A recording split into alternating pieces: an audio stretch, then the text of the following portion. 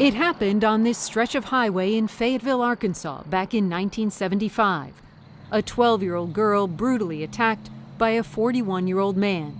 They were reportedly in his pickup truck after midnight and parked in a ravine. That's where she says he beat and raped her. The sixth grader ended up in the emergency room. The young lawyer called on to defend the suspect in the case was none other than Hillary Rodham. Just 27, she had moved to Arkansas to be with her then-boyfriend, Bill Clinton. Hillary Rodham was running the legal clinic at the University of Arkansas in Fayetteville. The defendant, Thomas Alfred Taylor, who denied the charge, had requested a woman lawyer. So the judge appointed the future Mrs. Clinton. It would be her first criminal defense case. Maylin Gibson was the prosecutor at the time. The day after she was appointed, in fact, she called me and wanted to know if I could get her unappointed. She didn't want to represent the rapist. Despite her objections, Clinton immersed herself in Taylor's defense, as she was legally obligated to do. In this affidavit seeking a psychiatric evaluation of the victim and signed Hillary Rodham, the rookie lawyer painted the victim as emotionally unstable, suggesting she'd brought false accusations like this before, that she fantasized about older men, and that experts say children like the victim tend to exaggerate or romanticize sexual experiences. CNN contributor Josh Rogin interviewed the victim, now in her 50s, back in 2014, nearly 4 decades after the crime. The victim said the allegations in the affidavit are untrue, that she'd never romanticized sexual experiences or made any false accusations before. There's never been any evidence presented by anyone to substantiate the allegations that Hillary Clinton made in that affidavit. To the victim, this was an attempt by Hillary Clinton to smear her in order to exonerate her attacker. The victim believes that Hillary Clinton lied in order to win. Clinton also insisted on getting her own expert opinion on the accused rapist's underwear, after the crime lab had cut out the key part of the sample to test, then lost it. In a bold move for a first-time defender, Clinton brought what was left of the accused rapist's underwear from Arkansas all the way here to Brooklyn, New York, more than 1,200 miles, just so a renowned forensic expert she'd hunted down could look it over. A move considered aggressive even by the prosecutor's standards. Maybe so, but it worked. Clinton's expert cast doubt on what was left of the evidence, saying it hardly showed the defendant's blood or semen. The prosecution's case quickly started to unravel. We began to scramble and consider possibilities of lesser offenses. The story was mostly forgotten until in 2014, audio emerged of Clinton talking about the case with an Arkansas journalist back in the 1980s. Listen to her laugh describing the moment she delivered her forensic expert's findings to the prosecutor. I handed it to Maylin Gibson. I said, "Well, this guy's ready to come from New York to prevent this miscarriage of justice." Those recordings were played for the victim by Josh Rogin during his interview. Her reaction was anger. When I heard that tape, I was pretty upset. You lied on me, and you're supposed to be it for women? Do you call that for women? What you done to me? And I heard you on tape laughing. There is another piece of audio that Clinton's critics have pointed to for some time. Clinton on the same tape laughing about her client passing a polygraph. He took a lie detector test. I had to take a polygraph, which he passed, which forever destroyed my faith in polygraphs. But you know what was sad about it was that the prosecutors had evidence. But whatever evidence the prosecutor had was trumped by Clinton's defense. In fact, even the prosecutor told us Clinton was doing what any good defense attorney would do. She was just doing her job. She was going to present the best defense she could, and she was certainly going to require us to prove his guilt. In a plea deal, she got her client's charges reduced from rape to unlawful fondling of a child. For rape, Thomas Taylor could have gone to prison for life. Instead, he was sentenced to 1 year in the county jail. Even that was reduced 2 months for time served. Clinton was asked about the case weeks after her audio tapes emerged during this interview with an online parenting network in Britain. When you're a lawyer, you often don't have the choice as to who you will represent, and by the very nature of criminal law, there will be those who you represent that you don't approve of, but at least in our system, you have an obligation, and once I was appointed, I fulfilled that obligation. No matter her explanation, the victim sees it very differently. She said that the sentence was a miscarriage of justice. In the victim's view, you cannot at once smear a rape victim and then turn around and claim to be a defender or a role model for women. Randy joins us now. Did the Clinton campaign have anything to say about this? Anderson, I reached out to get their reaction earlier today, and a spokesman for the campaign did send me a statement which covers a couple of the main points in our story. First, on the affidavit, the spokesman told me this: Clinton was simply citing information from experts and investigators involved in the case as a reason to seek further expert opinion. So in other words, Anderson, the affidavit didn't express her opinions about the victim. The campaign says she was just sharing the opinions of these experts. Now, on the issue of her laughing on tape, the same campaign spokesman told me this: the reactions were very clearly expressions of disbelief at breakdowns in the handling of the case and absurdities that she'd encountered within the court system's bureaucracy. Adding this, in the interview, he says that she called this a terrible case, and it's clear she is pained to recall it. And I should also point out, Anderson, that Mrs. Clinton has written in her book, Living History, that this case actually inspired her to start the first rape hotline in Arkansas. 4 decades ago, before she was a possible presidential candidate, before she was even Hillary Clinton, Hillary Rodham was a 27-year-old trial lawyer in Arkansas with a Southern drawl and big ambitions. She was asked by a judge to defend a 42-year-old man accused of raping a 12-year-old girl.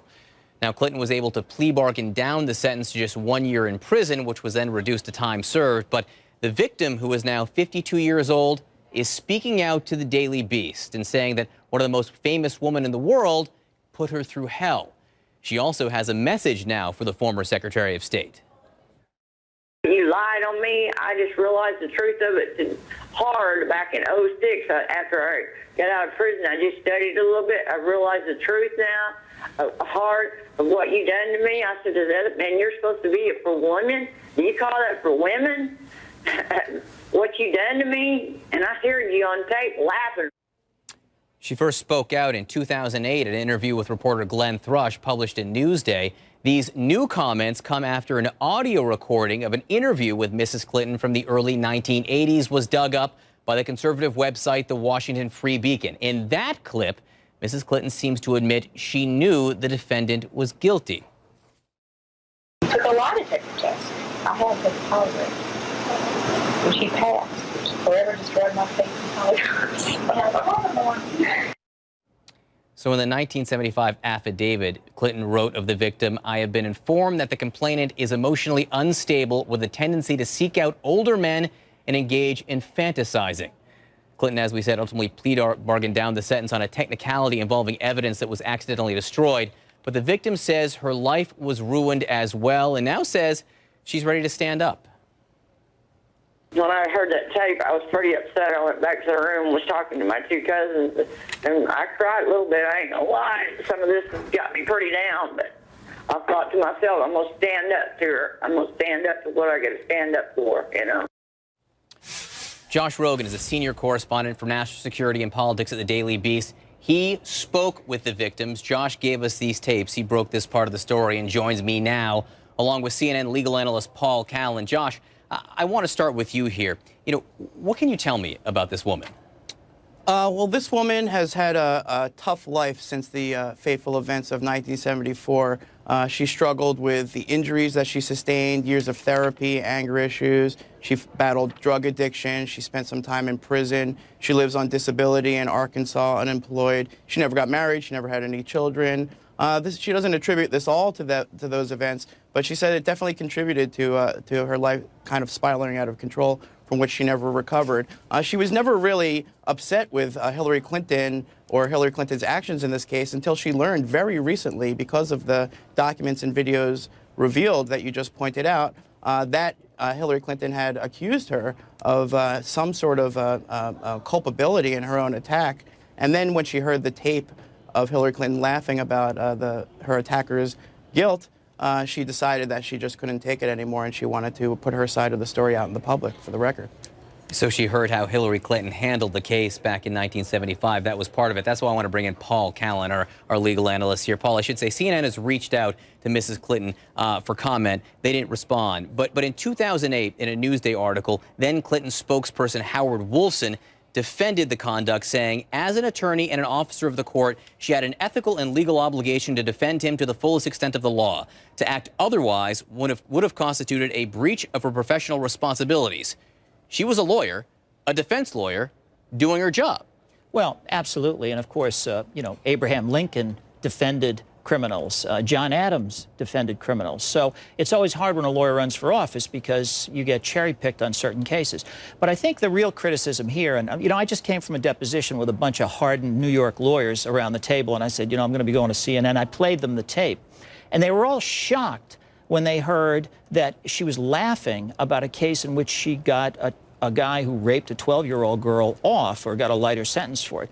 But then we played the tape, and everybody was, well, what's going on here? There's nothing, she doesn't really do anything that's strange. If you listen to the whole tape, she's not laughing about the fact that she got somebody off. She's laughing about the process. She's talking about, for instance, she flew up to Brooklyn to get the world's leading expert on blood samples, and the prosecutor was very upset about that. So she laughs about the prosecutor being upset. She's never laughing about a victim not getting justice. It's kind of it's a lawyer telling a lawyer tale. What bothers me about it is, notwithstanding the Southern accent, which I think is a little much for a woman from Illinois, is that she's got a tin ear for how people in general, the public, would react to this. Now, remember, Bill Clinton's active in politics by this time. This is the 80s, though, too. Right. I mean, it's a long time ago. I know Bill Clinton was active in politics, but she's giving some kind of legal interview. And as you say, the full context, people read into it what they want, but it's hard for us to know exactly what was going on in that room without seeing the video or speaking to Mrs. Clinton. Well, I can tell you, though, John,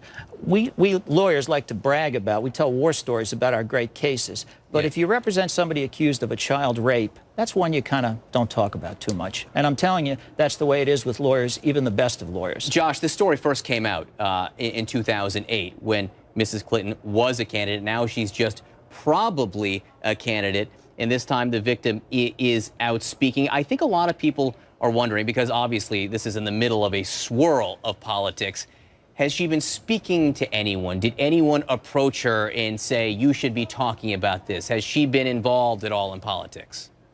I think we have to be careful here. One, not to blame the victim, and two, not to sort of attack this straw man argument. No one's saying that this alleged rapist didn't deserve a vigorous defense. What they're saying is, were Hillary Clinton's accusations within the bounds of that vigorous defense? Was there any evidentiary basis for them? Did she go too far in her zealousness to win the case? And I think these are questions that she's going to have to answer if she runs for president, especially as a champion of women and girls. As for the victim herself, her story is clear and on the record, and I'll let her speak for herself in that regard. Do you think this will become a political issue? I think that these are open questions, and I think that Hillary Clinton deserves the opportunity to answer those questions, and she hasn't availed herself of that opportunity. But until she does, I think those questions won't go away. And Paul, you were nodding your head no when Josh was questioning whether Mrs. Clinton did anything beyond the bounds of normal legal defense. I think what people have to understand is that a defense lawyer's job is not to present false evidence, and she did not present any false evidence. It's to create reasonable doubt about the prosecutor's case. The prosecutor threw away the blood evidence in the case, and it couldn't be tested at the time of trial. So there was minimal evidence available, physical evidence, to prove the rape. And she just brought that to the prosecutor's attention, and he folded.